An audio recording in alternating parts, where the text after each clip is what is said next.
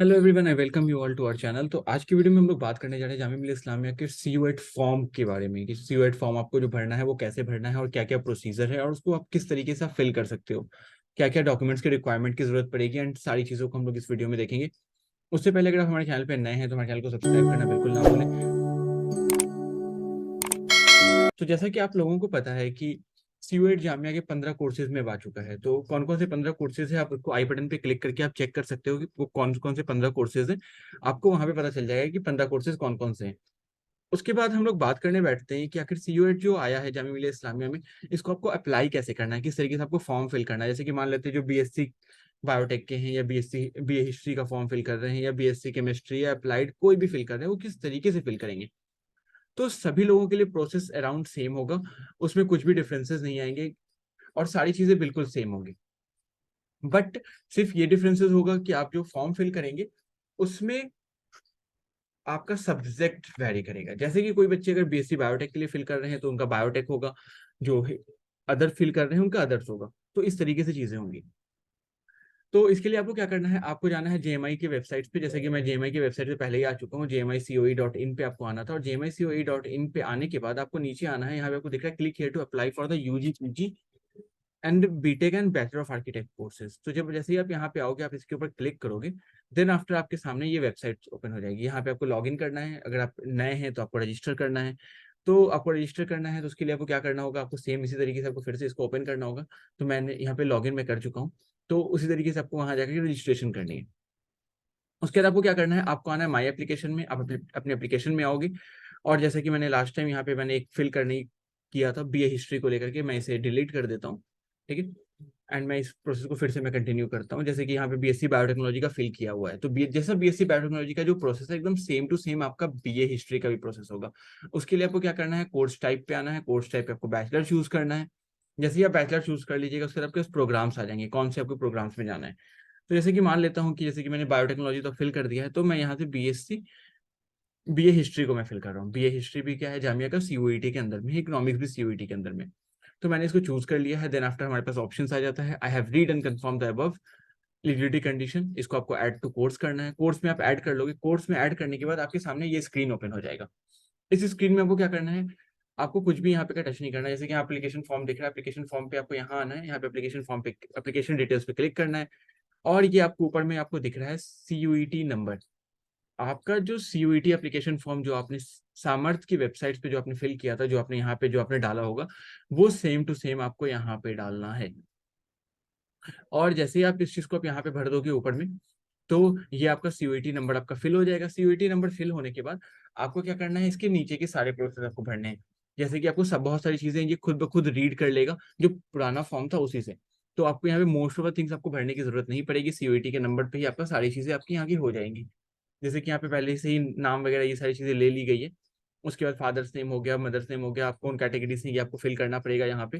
ठीक है, बट उसके अलावा जैसे कि यहाँ पे नेशनलिटी पूछा है, इंडियंस आप फिल कर दो। उसके बाद एड्रेस वगैरह ये सारी चीजें, जो नंबर्स वगैरह ये सब आप फिल कर लोगे।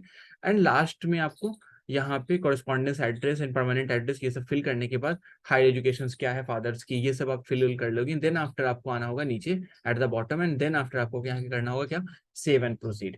तो जैसे ही आप सेव एंड प्रोसीड करोगे, आप नेक्स्ट स्टेप पे चले जाओगे। इससे पहले आपको इसमें ज्यादातर चीजें आपको भरी हुई पहले से मिलेंगी, आपको कुछ एक्स्ट्रा भरना नहीं पड़ेगा। आपको कुछ कुछ चीजें आपसे पूछी जाएगी, कश्मीरी माइग्रेंट्स, एनसीसी कैडेट्स, ये सारी चीजें जो बेसिक्स पूछी जाती है वो सब आपसे पूछा जाएगा। रिलीजन्स वगैरह ये सब से पूछा जाएगा, आधार नंबर। बट उसके अलावा कोई भी चीजें नहीं पूछ जाएंगी। तो आप फिर नीचे आओगे, नीचे आकर आप सेव एंड प्रोसीड करोगे। सेव एंड प्रोसीड करने के बाद आप नेक्स्ट स्टेप पे चले जाओगे। यहाँ पे आपको अपना फोटो अपलोड करना है। फोटो अपलोड करने का जो साइज है वो आपका less than 100 KB है and should be in JPG format, JPG format में होना चाहिए। तो इसके लिए हम लोगों ने एक वीडियो बना के रखा है, आप आई बटन पे जाकर के आप चेक कर सकते हो वो वीडियो के बारे में, कि आखिर किस तरीके से हम फोटो को रिसाइज कर सकते हैं और उसको आप इस यहाँ पे लाके अपलोड कर सकते हो। उसके बाद जैसे ही आप ये सारी चीजें अपलोड कर दोगे, जो आपके फाइल्स, जैसे आपको चूज फाइल करना होगा, चूज फाइल करके आपको यहाँ पे आकर के अपलोड करना होगा। तो आप आके यहाँ पे अपलोड कर लोगे। देन आफ्टर आपको क्या करना होगा, सेव एंड प्रोसीड। हम अगले प्रोसेस पे चल जाएंगे। अगले प्रोसेस में जाके आपको यहाँ पे 10th+2 का आपको मार्कशीट भरना है। तो 10th+2 में वो कितने मार्क्स आए थे, कौन से स्कूल से थे, क्या क्या था।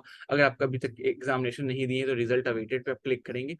एंड देन आफ्टर आप आगे की तरफ फिर से प्रोसीड करेंगे। उसके बाद एक चीज और आपको ध्यान रखना होगा, कैंडिडेट और institute read the eligibility criteria. तो आपको प्रोस्पेक्टस आपको रीड कर लेना होगा कि आप एलिजिबल हैं या नहीं है। ऐसा नहीं कि आप एलिजिबल है ही नहीं और आपने वो फॉर्म फिल कर दिया, तो वैसा भी नहीं होना चाहिए। अगर ऐसा अगर होगा तो आपकी फीस जो है वो रिफंड नहीं की जाएगी।